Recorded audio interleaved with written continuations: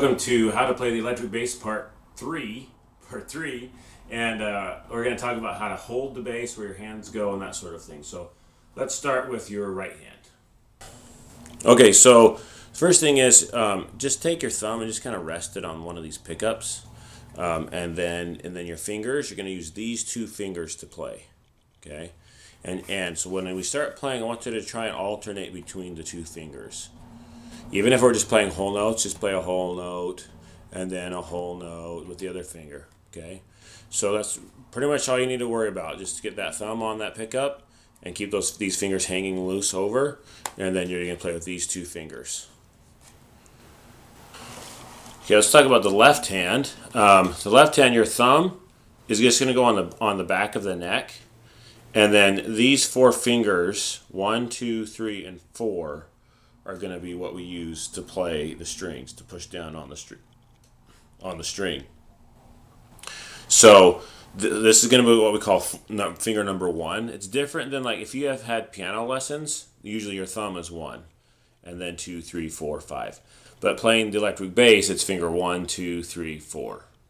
And we'll talk more about those fingers.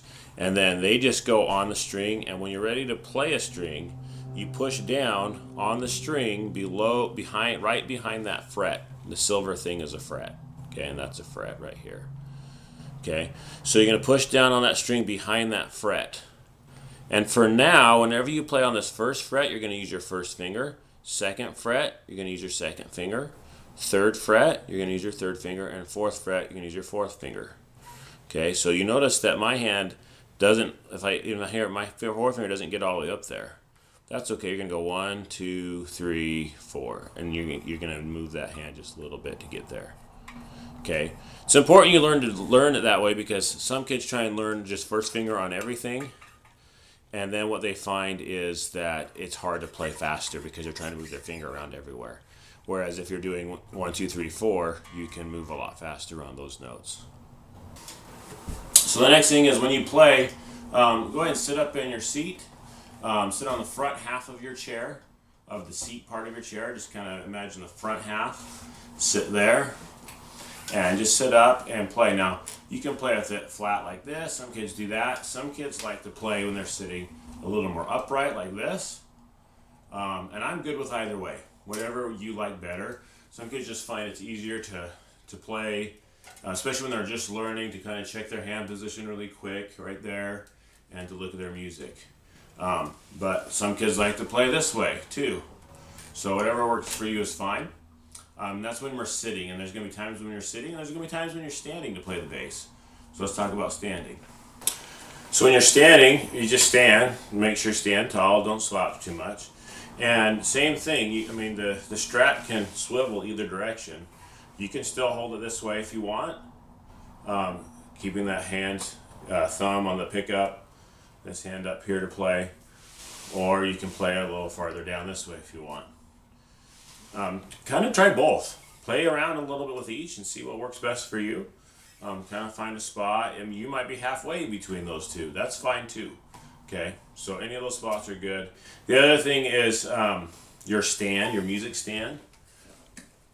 If you're sitting or standing, you want that music stand high enough so that you can see the music. And then just directly over your stand, you can see the director. Okay?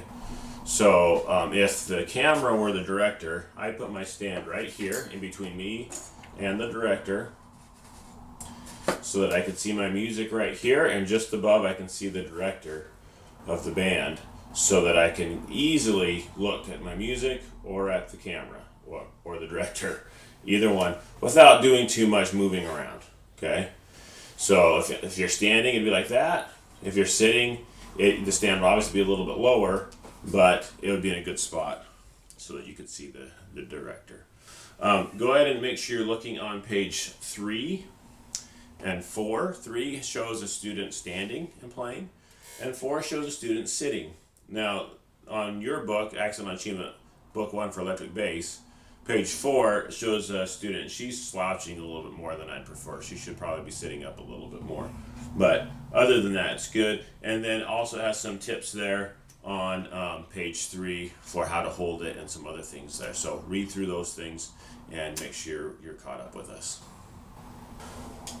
So thanks for joining us for part 3. Join us on our next video and we'll cover some more things about the electric bass. See you then.